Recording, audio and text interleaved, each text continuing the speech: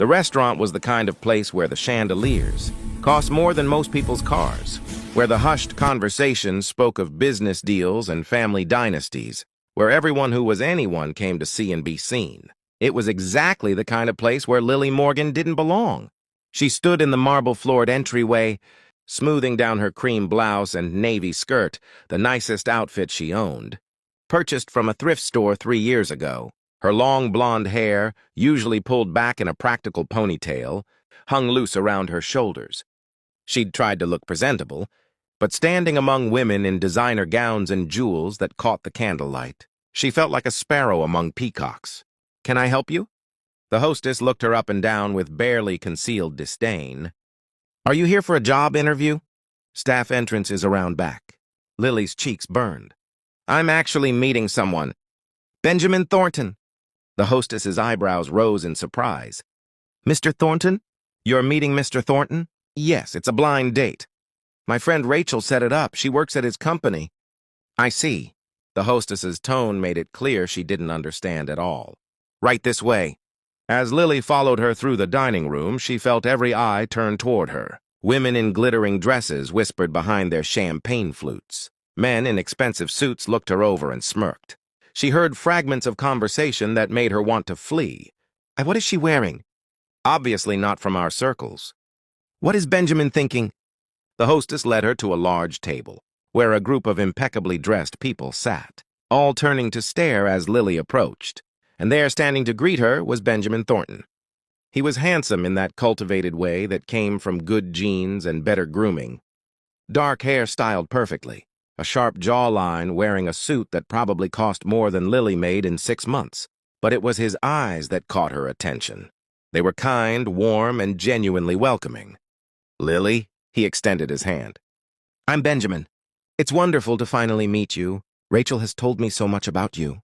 "Nice to meet you, too," Lily managed, shaking his hand.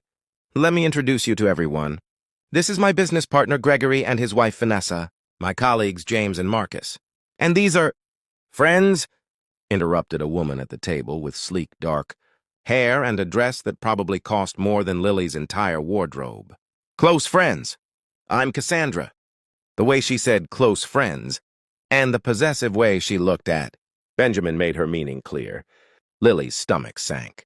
She'd walked into something much more complicated than a simple blind date. Benjamin pulled out a chair for Lily, right next to his seat at the head of the table. As she sat down, she could feel the judgment radiating from the others. "So, Lily," Cassandra said, her smile sharp, "Rachel mentioned you work as a nanny? How quaint." "I do," Lily said, determined to hold her head high. "I take care of 3 children for the Henderson family. They're wonderful kids." "How sweet," Vanessa chimed in, her tone dripping with false warmth. "And how did you and Benjamin meet?" "Through the Nanny network. Rachel is my friend from college," Lily explained. "We've known each other for years. She thought Benjamin and I might get along." "College," Marcus said. "Which college would that be?" "State University. I majored in early childhood education." The table went quiet for a moment, then Gregory laughed. "State University. Not exactly Harvard, is it?" "No," Lily said evenly, though her hands were trembling under the table. "But I received an excellent education and I'm doing work I love." "How admirable," Cassandra said, in a tone that suggested it was anything but. "Tell me, Lily, what do you do for fun?" "When you're not changing diapers?" "Cassandra!" Benjamin's voice had an edge of warning, but she ignored him. "I'm just curious about our dear friend's date," Cassandra continued. "I mean, it's such an unusual pairing. A CEO and a nanny.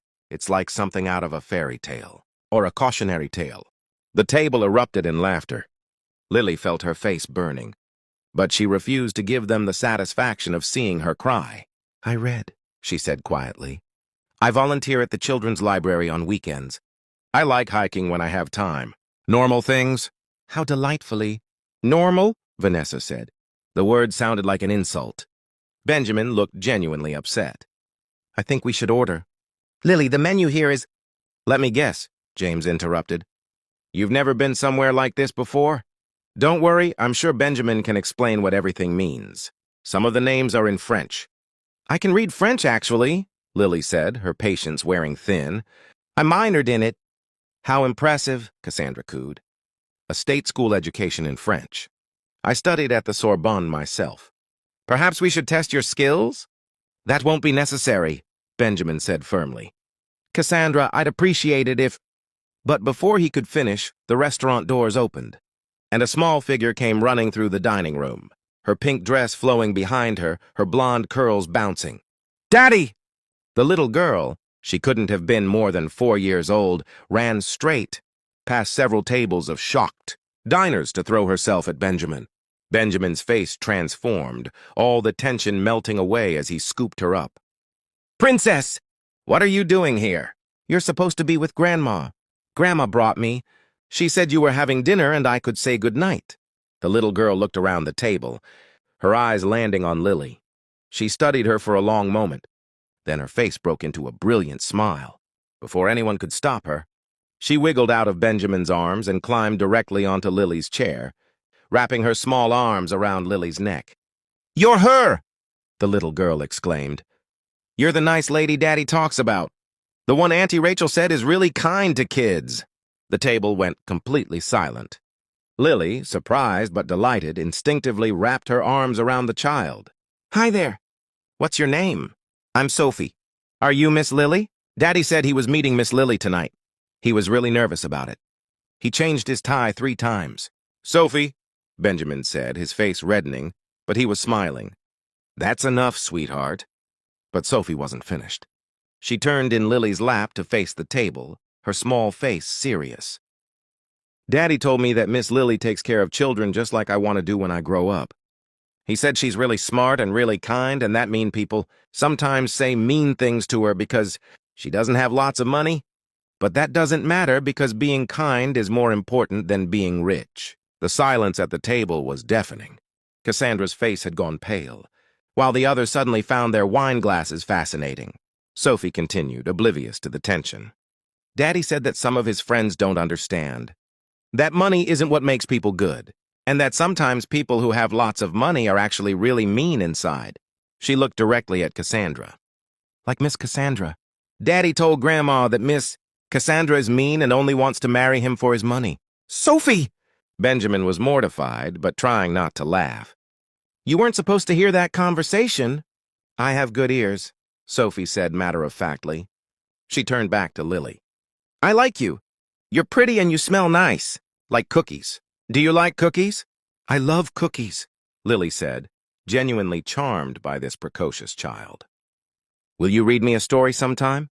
Daddy reads to me, but he does all the voices wrong. Auntie Rachel said you're really good at reading stories. I would love to read you a story, Lily said softly. Sophie beamed, then turned back to the table one more time. Daddy also said that if his friends were mean to Miss Lily tonight, it would show what kind of people they really are, and that he'd rather have one good person in his life than 100 fake friends. An older woman appeared at the edge of the dining room. Elegant in a simple dress, her silver hair perfectly styled. Sophie Thornton, you were supposed to stay with me at our table. But Grandma, I had to meet Miss Lily. She's even prettier than Daddy said. Benjamin stood, his expression a mix of embarrassment and something else, something that looked like pride. Mother, I'm sorry. Sophie, sweetheart, you need to go back with Grandma now. Can Miss Lily come with us? Miss Lily and I are having dinner. With these mean people? Sophie looked around the table with a frown. They were saying not nice things. I heard them when we came in. That lady said Miss Lily looked like she shops at garage sales. She pointed at Vanessa. Benjamin's expression hardened. He looked at each person at the table in turn, and when he spoke, his voice was ice. Thank you all for making this evening so revealing. Lily, would you mind waiting here for just a moment?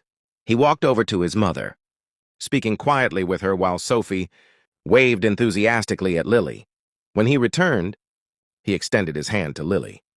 I'm sorry you had to endure that.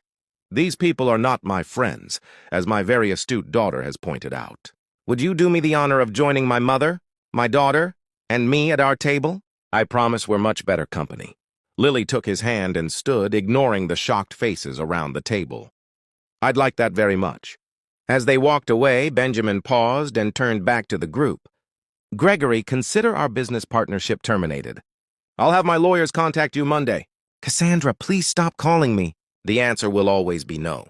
As for the rest of you, I hope you enjoyed your dinner. It's the last one I'll be paying for. Sophie grabbed Lily's other hand, swinging between the two adults. This is the best night ever. Benjamin's mother's table was in a quieter corner of the restaurant, and she greeted Lily with genuine warmth. I'm Elizabeth Thornton. Please forgive my granddaughter's dramatic entrance. Subtlety is not her strong suit. I wonder where she gets that from, Benjamin said dryly, but he was smiling. I like this one, Elizabeth said, studying Lily. She didn't run away when those vultures attacked, and she's kind to Sophie. That's all I need to know. Over dinner, at a table where Lily actually felt comfortable, she learned that Benjamin was a widower, that Sophie's mother had died when she was just a baby, that he'd been raising her alone with help from his mother and a rotation of nannies. Sophie's been through 7 nannies in the past year, Benjamin admitted. She's particular, and she misses having a mother figure.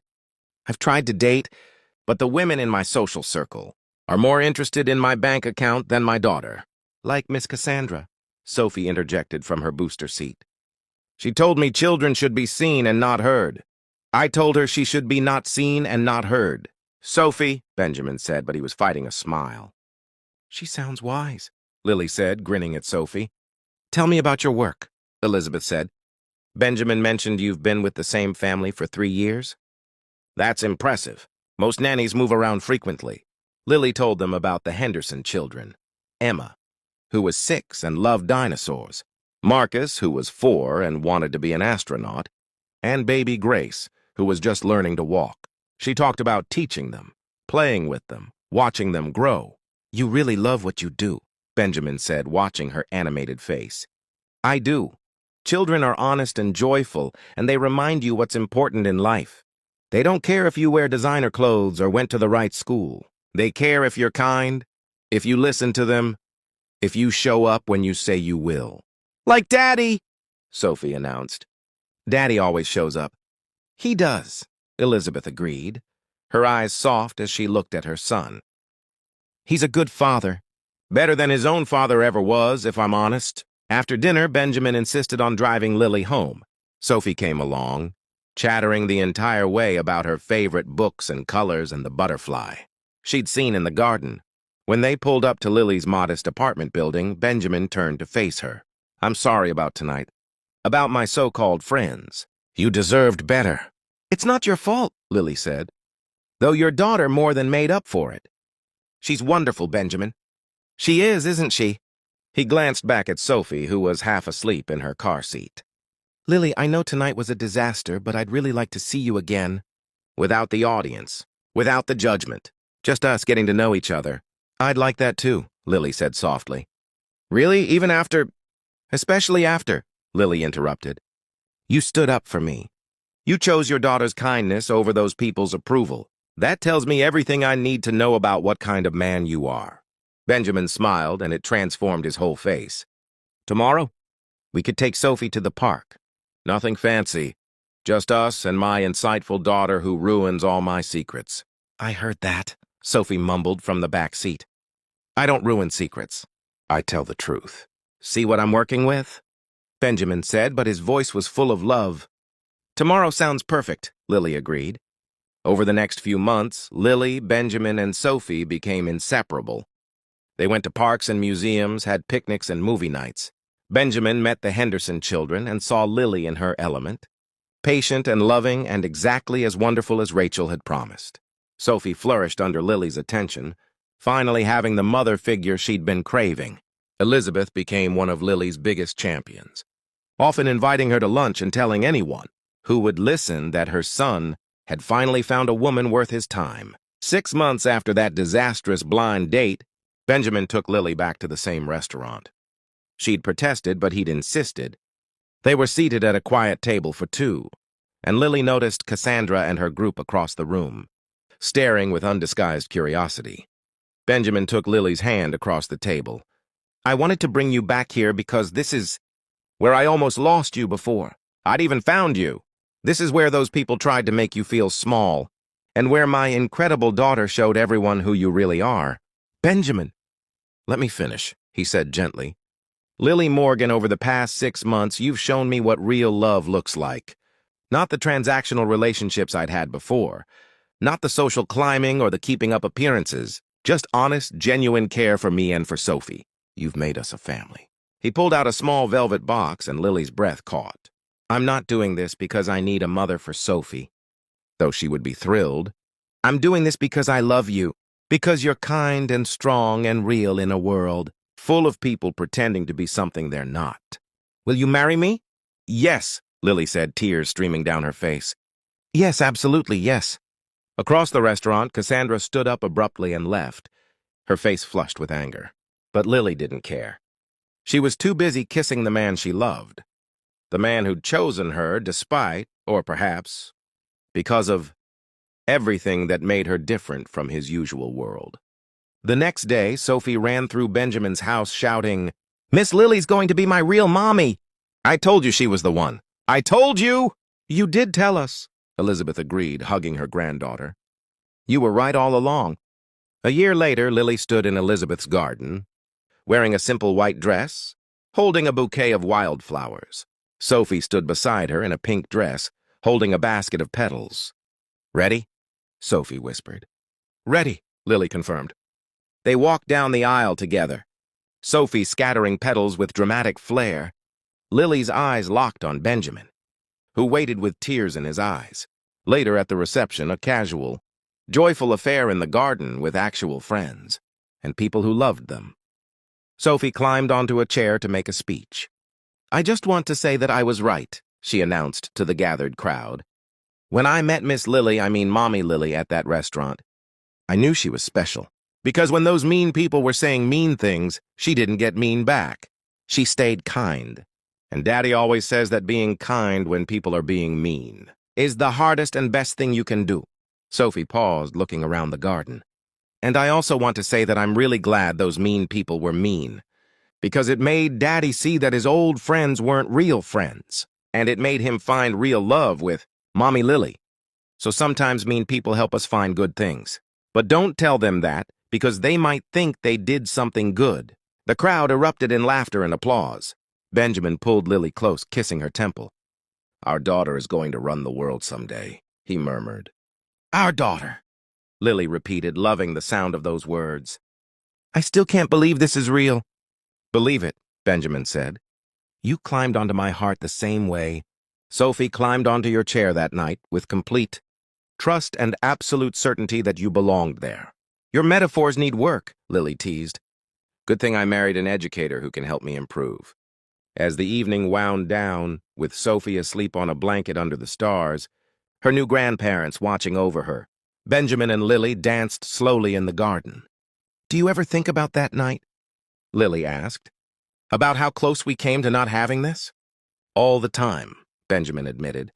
If Sophie hadn't run into that restaurant, if she hadn't seen how they were treating you and decided to set the record straight, I might have lost you to my own cowardice. I was going to endure their cruelty, try to smooth things over. But my 4-year-old daughter had more integrity than I did. She learned it from you, Lily said. Sophie knows how to stand up for people because she's watched you do it. She knows kindness matters because you've shown her that every day. We're doing something right with her, aren't we? We are, Lily agreed. We're teaching her that love isn't about money, or status, or impressing the right people. It's about showing up for each other, about choosing kindness, about seeing the value in people that the world overlooks. Benjamin spun her gently under the string lights. Elizabeth had hung throughout the garden. You know what the best part is? The people who mocked you that night? They're still trapped in their shallow world. Still performing for each other. Still measuring worth by all the wrong standards. But we get this. Real love, real family, real happiness. Do you ever see them? Cassandra and the others? Sometimes at business events I can't avoid. They always look surprised that we're still together. That this wasn't some phase or rebellion. Cassandra actually asked me last month if I'd gotten it out of my system yet. What did you say? Benjamin grinned. I told her that marrying you was the sanest decision I'd ever made, and that I was grateful she'd shown her true colors that night, so I knew who to cut out of my life. Benjamin Thornton, that's almost mean. Truth isn't mean, he said, echoing Sophie's philosophy. And the truth is that you saved me, Lily. Not from those people, from myself, from becoming like them, from forgetting what actually matters. We saved each other, Lily corrected gently. You gave,